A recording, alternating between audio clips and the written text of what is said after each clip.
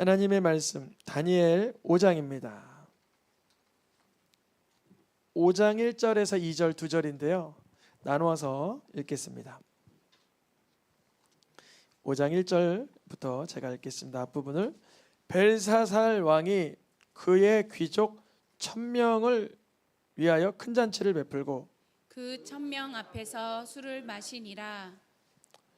벨사살이 술을 마실 때에 명하여 그의 부친 느부갓네살이 예루살렘 성전에서 탈취하여 온 금 은그릇을 가져오라고 명하였으니 이는 왕과 귀족들과 왕후들과 후궁들이 다 그것으로 마시려 함이었더라. 아멘. 네. 포로시대 예언자 다니엘 강해가 진행되고 있습니다. 우리가 지난 3주 거의 한 달 동안 느부갓네살 왕 이야기 나눴습니다. 꿈 꿨는데 꿈도 기억 안 나고 물어보니까 금신상이 세워진 꿈이었다고 하고 알고 보니까 내가 금이었구나 이거를 착각해서 또 금신상도 세우고 절하라고 해서 절 안 하니까 불 가운데 집어넣었다가 거기서 하나님의 기적을 또 맛보면서 느부갓네살은 차츰 하나님이 이렇게 조금 다루시는 그런 기간이 좀 있었어요. 그리고 나서 오늘 본문의 주인공의 이름이 바뀝니다. 뭐라고 바뀌어요? 벨사살 왕 이렇게 등장해요. 오늘 본문의 내용 중에는 그의 부친 느부갓네살, 그러니까 아이고 느부갓네살 아들이구나 이렇게 볼 수 있는데 바로 아들은 아니고요. 그 사이에 이게 아들이 있었고 이렇게 손주뻘 이렇게 되는 사람이 벨사살인데 그 유대 문화에서는 그 손주든 증손주든 그냥 아버지 아들 이렇게 표현을 해서 그의 부친 이렇게 표현이 됩니다. 느부갓네살이 예루살렘 그 남유다를 멸망시킬 때 그 성전을 파괴할 때 뭘 가져왔어요? 거기서 금 은긋을 가져왔어요. 무엇을 말씀드리려고 하냐면 느부갓네살은 다니엘 그 꿈 해몽으로 인해서 하나님의 계시도 받고 해석도 받고 물론 바로 순종하지 못했지만 짐승 같은 시간도 한 7년 보내다가 다시 제정신 차리고 하나님 찬양하고 그랬잖아요. 근데 그러한 느부갓네살이 예루살렘 성전에서 뭘 가져왔다고요? 금은 그릇을 갖다 놓은 것이 문제가 된 거예요. 이게 왜냐하면 벨사살 입장에서는 느부갓네살이 안 갖다 놨으면 하나님의 것을 그렇게 범죄하지 않는단 말이죠. 우리가 믿음의 계보를 자녀들에게 이어가려면 자칫할 만한 그런 소소한 실수들을 빨리 제거해야 돼요. 저도 사실은 제가 왜 취미나 뭐 좋아하는 분야가 왜 없었겠어요. 다 있죠. 근데 혹여나 제가 하는 그 취미나 어떤 그런 즐거움의 영역이 혹여나 성도님들에게나 자녀에게나 이게 좋지 않은 영향을 끼칠까 해서 삼가하는 게 상당히 많아요. 삼가하는 게 그렇겠죠. 이게 왜 뭐 애들 앞에서 뭐 하지 말라 그러잖아요. 속담에 애들 앞에서 뭣도 하지 마 그러잖아요. 다 따라한다고. 느부갓네살이 이거 성전에서 가져왔던 거를 그 금신상 꿈꾸고 그 불 가운데 다니엘 세 친구들을 하나님이 구출해 주시고 이런 상황 속에서 내가 하나님을 온전히 경외하지 못했구나. 하나님의 예배 기물들은 빨리 복귀시켜야 되겠다. 뭐 이런 생각을 가져야 되는데 그렇지 못했죠.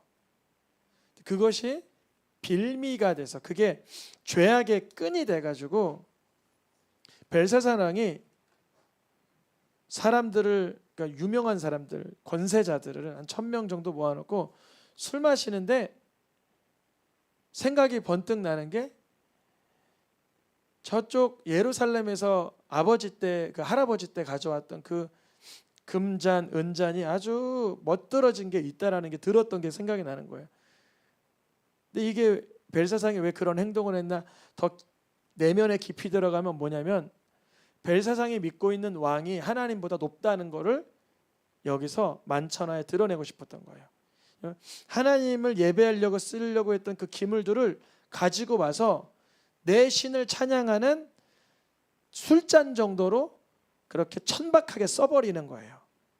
심중에 담긴 그 의미라는 거죠.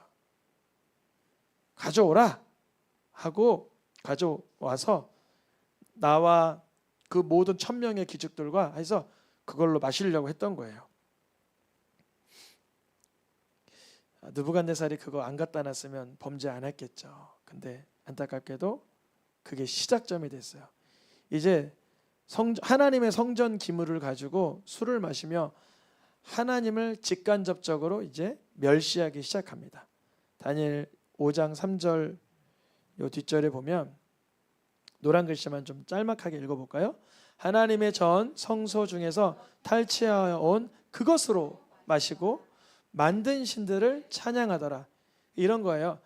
야, 여호와 하나님이라고 너희들 이걸 가지고 예배드렸냐? 그러면서 이렇게 술을 따라 가지고 내가 만든 신을 봐라.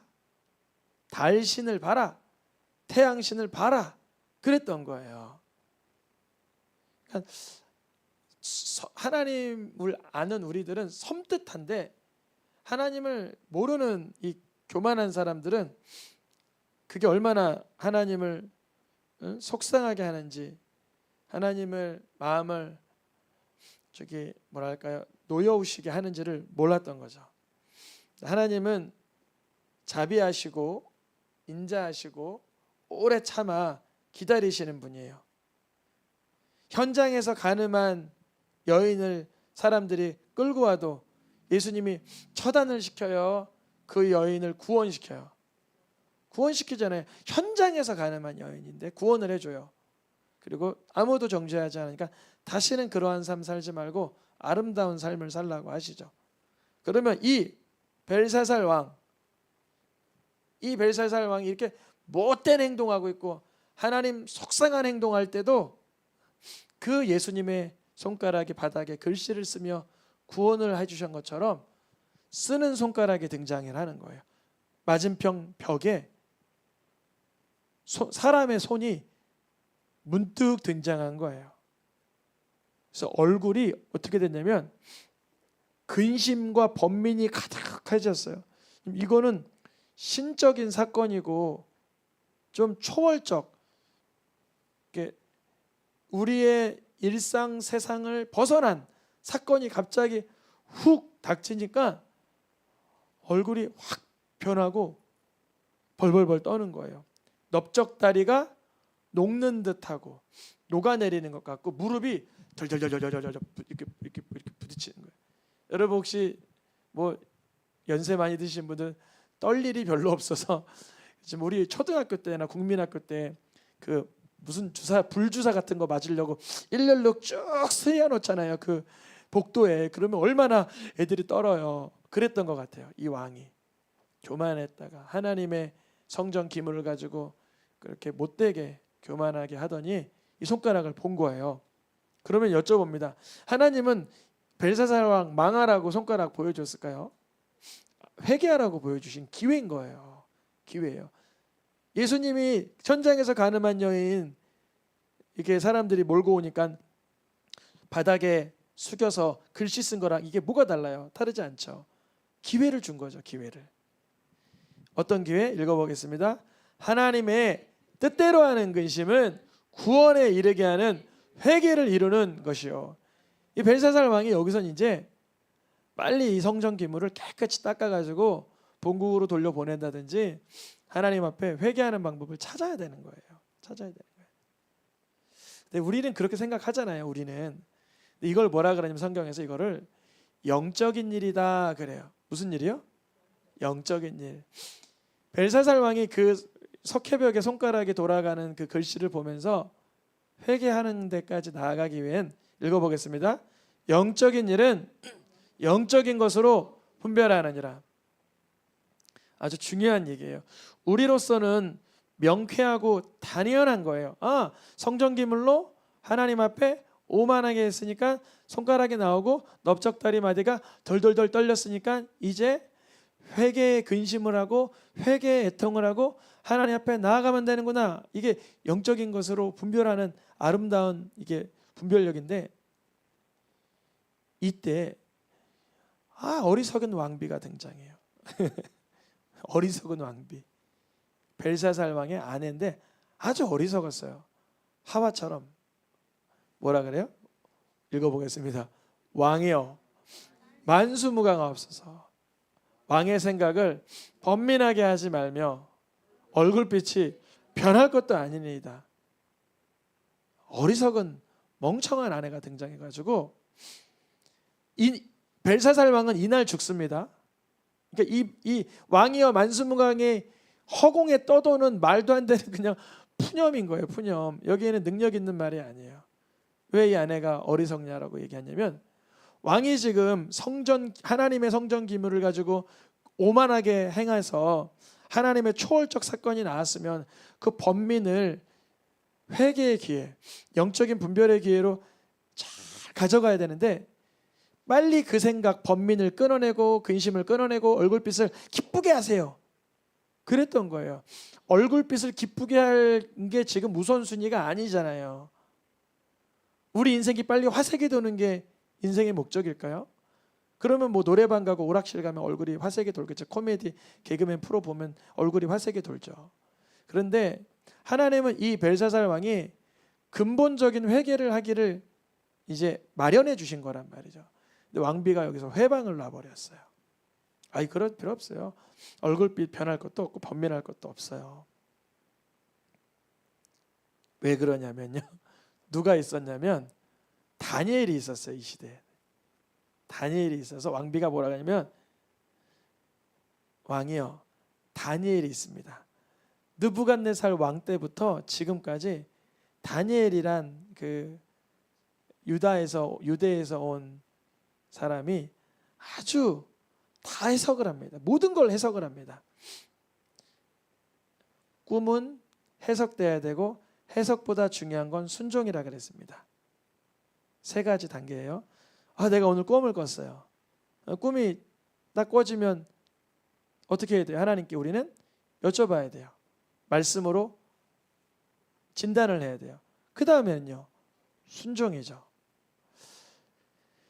우선은 왕비는 왕의 벌벌벌 떨고 있는 그 모습이 애처로워서 번민하지 말라고 하면서 다니엘을 소개시켜줬어요. 뭐 알고 있었겠지만 왕이 물어봅니다. 너 해석 잘한다며, 의문을 푼다며, 이제 이거 손가락이 번뜩 나와서 벽에다가 이렇게 써놓고 사라졌는데 이 해석 좀 알려주면 뭐라 그래요?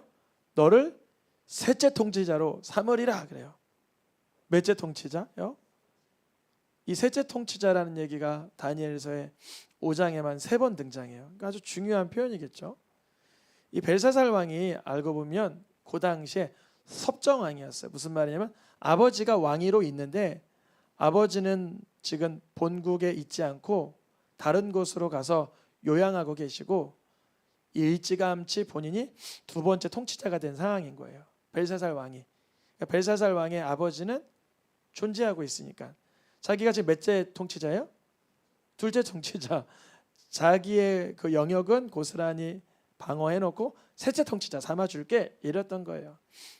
사실 오늘 자기 생명이 끝나는 것도 모르면서요. 우리가 오늘이라도 나를 부르시면 내가 준비한 모든 것이 누구의 것이 되겠느냐라는 이 질문을 꼭 종종 되새길 수 있길 축복합니다. 다니엘이 뭐라 그러냐면 가만히 있다가 예물 없어도 되니까 왕이 그냥 다 가지세요. 그리고 상급은 다른 사람 주세요. 예물은 물질을 말하고요. 상급은 셋째 통치자를 말하는 것 같아요. 다른 사람 다 주셔도 돼요. 근데 나는 사명을 받았으니 해석을 제가 하겠습니다. 그래요. 이때 확 예물도 주시고 상급도 주시고 확실히 주시죠. 이렇게 했으면 좋지 않았을까 인간적인 생각으로 탐심을 가진 사람들이 있을 수 있지만 다니엘에겐 사실 이렇게 거절해도 뒷부분 보면 다 그게 수여됐어요. 근데 다니엘이 이제 뭐라고 해석하기 시작하냐면요. 아마 그 글씨 자체의 글은 해석할 수 있는 글이기 때문에 내용은 명확한 것 같아요. 그러나 누구도 이제 벨사살 왕에게 이런 얘기를 해줄 수는 없었을 거예요. 뭐냐면 다니엘이 누구 얘기로 이제 이 해석을 시작을 하냐면 느부갓네살 왕 이야기로 해석을 시작합니다. 느부갓네살 왕이 예전에 하나님께서 금신상 그 꿈을 꾸게 한 다음에 자기가 금신상 그 위치라고 하니까 진짜 금신상을 30m짜리를 만들어 버리고 사람들한테 절하게 시켰잖아요. 그리고 나서 조금 있다가 12달 지나서 교만해가지고 짐승처럼 7년 살았잖아요. 그 이야기를 먼저 해줘요. 다니엘이. 읽어보겠습니다. 그가 누구죠? 그가가 느부갓네살이 마음이 높아져서 뜻이 완악하여서 교만을 행할 때 그때였습니다. 그때 왕위도 패한 바가 되고 사람들에게 정신없는 행동을 하니까 정신이 나간 사람처럼 하니까 아예 그냥 짐승처럼 돼서 7년 동안 완전히 숲속을 배회하다가 그런 끔찍한 일이 있었었는데 그거 역사적으로 아시지 않습니까? 하는 거예요. 벨사상이 알죠. 조부의 이야기니까. 그 당시에도 역사적 자료가 석판에 토판에다가 다 적혀 있는 게 오늘날 대형 박물관 가면 이미 다 있잖아요. 뭐 이런 토기로 적어 놓은 게 있잖아요. 그런데 벨사살 왕이요. 읽어보겠습니다. 왕은 그의 아들이 돼서도 이걸 다 알고도 아직도 마음을 낮추지 아니하였습니다. 그러는 거예요. 아유, 다니엘 목숨 내놓고 해석하고 있어요. 꿈을 해석할 때 이 다른 그 마법사들이라 그럴까요? 그 점쟁이들은 내용을 메네메데 데겔 우바르신 그거를 읽으면 다 안 좋은 뭐 이게 이게 미달이다. 뭐 이렇게 이르지 못한다. 뭐 이런 내용이니까 해석을 하기가 좀 어려웠을 거예요. 왜냐면 왕에게 좋은 말 해줘야지 이렇게 귀를 가려운데 긁어주고 이렇게 조금 아부를 할 수 있는데 그래서 해석을 못했던 것 같아요. 여러 가지 이유지만 다니엘은 목숨 내놓고 지금 해석하고 있는 거예요. 왕은요 느부갓네살 이야기 알죠. 그거 알는데 왜 이렇게 교만하십니까? 그러는 거예요. 교만한 정도가 누구보다 자기를 높이고 있어요? 하나님보다 당신을 더 높이고 있지 않습니까? 그거에 그 증거가 하나님의 성전 그릇을 가지고 감히 술을 마시고 우상을 찬양하고 그러고 있습니까? 그러는 거예요. 아 진짜 이거 엄청 목숨 내놓고 해석을 하고 있는 거예요. 이런 목소리를 낼 수 있기를 축복합니다. 아닌 것은 아니라고 할 수 있는 그런 어떤 담대함, 용기가 있었던 거예요. 이러므로 손가락이 나와서 글이 기록된 겁니다. 그래서 왕이 교만해서 그랬던 거예요. 그러는 거예요. 글자가 뭐라고 돼 있어요? 메네, 데겔, 우바르신 이렇게 돼 있어요. 메네는 끝났다. 당신이 끝났습니다. 당신의 나라가 끝났습니다. 데겔은 그 이유는 부족했기 때문입니다. 왜냐하면 하나님을 경외하지 않는 그런 가벼운 아주 정말 처량한 좀 비천한 삶을 살았기 때문에 그렇습니다. 베레스 그러니까 우바르시니까 비읍 리을 시옷이잖아요. 그 뜻은 이제 이 나라가 갈라진다라는 뜻이죠. 나누어진다 이 뜻이죠. 이렇게까지 해석을 했으면 이제 어떻게 해야 될까요? 이제 그 벨사살 왕이 회개를 해야 되는데 뭘 먹었다고요 그때? 술이 문제예요. 술이. 이 역사적인 이제 자료나 이제 주석을 보면 그날 술을 지금 1000명이나 먹었다 그랬잖아요. 그 먹은 양이 보통이 아니고 다 취할 정도로 마셨는데 메데 나라와 바사 나라 두 나라가 합세해서 공격을 하는데 만취된 이 왕정을 그날 단숨에 그냥 다 멸망시킬 수 있을 정도의 이 무방비 상태였다는 거죠. 다 뭐 먹고 있는 상태니까요. 술에 취한 상태니까. 벨사살 왕이 얘기를 다 듣더니 왜 그런 거 있잖아요. 좋든 나쁘든 속이 후련한 거. 우리 뭐 사이다를 마셨다 속이 쑥 내려가는 것처럼 좋았나 봐요. 아니 내가 뭐 교만하든 뭐 내가 하나님 기준의 미달이 되든 우리나라가 망하든 저 글씨의 뜻을 이제 알겠어. 속이 후련했던 거예요. 그래서 벨사살이 뭐라 그래요? 셋째 통치자 삼어 그래요. 셋째 통치자 됐을까요? 둘째 통치자 됐을까요? 자기가 사라지면 그 자리가 빠지는 거예요. 다니엘에게 셋째 통치자 해라 그랬어. 내 아래에 있어 그랬는데 뭐라 그러냐면 그날 밤 메대 사람 다리오가 벨사살 갈대 왜 저기 바벨론 왕이라고 안 그러고 갈대아 왕이라 그러냐면 갈대아 출신이기 때문에 갈대아 왕이라고 표현하는 것 같아요. 그 어머니 쪽이 갈대아 쪽인 것 같아요. 그 갈대아 지역에서 부름을 받고 중간에 우르를 거쳐서 가나안 지역 오잖아요. 그래서 갈대아 지역, 우르 지역 뭐 이렇게 다양한 표현을 합니다. 그날 밤에 진노의 심판을 받죠. 그냥 죽이시면 되지 왜 하나님은 글씨까지 보여주셨을까? 확실한 건 회개할 수 있는 기회는 주신 거예요. 근데 회개할 수 있는 기회가 첫째는 아내가 얼굴 펴 그래서 한 번 막혔고, 두 번째 다니엘이 해석을 해줬으면 회개가 나가야 되는데 여전히 내가 의기양양해서 권세를 가지고 야 셋째 통치자 삼어 그리고 목에다가 금사슬 걸어줘 자기의 어떠한 그런 거 있잖아요. 그 허세라 그럴까요? 의시되는 거 그게 여전했던 거예요. 이 벨사살 왕에게.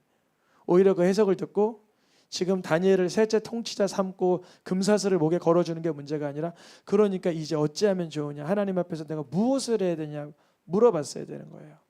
살펴봤어야 되는 거예요. 느부갓네살 왕에게는 다니엘이 얘기해줬어요. 그러니까 왕이요 가난한 자를 돌아보시고 약한 자를 살피시고 공의를 행하십시오. 그럼 혹이나 하나님께서 기회를 주실 수도 있습니다. 감사하게도 7년 동안 짐승같이 살았지만 회복할 수 있는 기회를 한 번 더 주셨죠. 그가 정신을 깨어서 정신이 온전해져서 하나님을 찬양하게 되는 계기가 됐었죠. 그런데 벨사살은 그런 아버지에게 하나님 경외하는 건 배우지 못했던 거예요. 이게 무슨 원리냐면요. 우리가 자녀들에게 믿음의 유산을 흘려보낼 때 내가 하나님 앞에 적당히 죄짓고 내 마음대로 살면서 회개하면서 그냥 애매한 천국이 애매하다는 게 아니라 애매한 구원을 받는 상태로 신앙생활하면요. 자녀에게 그만큼만 흘려가는 것 같아요. 그러나 내가 하나님 앞에 성전 기물을 가져왔던 거를 그 본국으로 복귀시키고 또 하나님의 영광을 위해서 애지중지 무릎을 꿇으며 사는 모습이 있어야만 아마 벨사사랑에겐 조금에게나 회개할 수 있는 지혜와 회개할 수 있는 여력이 흘러갔을 것 같아요. 근데 벨사살은 전혀 회개가 뭔지 무릎 꿇는 게 뭔지 하나님을 두려워하는 게 뭔지를 알 수가 없었어요. 왜냐? 본 적이 없었기 때문에. 그날 밤에 벨사살은 죽임을 당하고 다리오 왕이 나라 얻었을 때 나이가 몇 살이라고요? 62세. 다리오 왕이 62세 될 때까지 벨사살 왕은 죽고 또 느부갓네살 왕도 죽고 나보볼라살이라고 벨사살 왕의 또 느부갓네살 왕 또 벨사살 왕의 아버지 이름이 한번 같이 보시면 나보니두스 왕이 이 벨사살 왕이 죽을 때까지 다니엘이 끌려와 지금 몇 년 정도 흘렀냐면요. 거의 65년 정도 흘렀어요. 이제 곧 몇 년이 다가와요. 여러분 기억하시네요. 예레미야의 70년. 점점점 그 시간은 앞당겨지고 있어요. 무슨 의미냐면요. 하나님은요.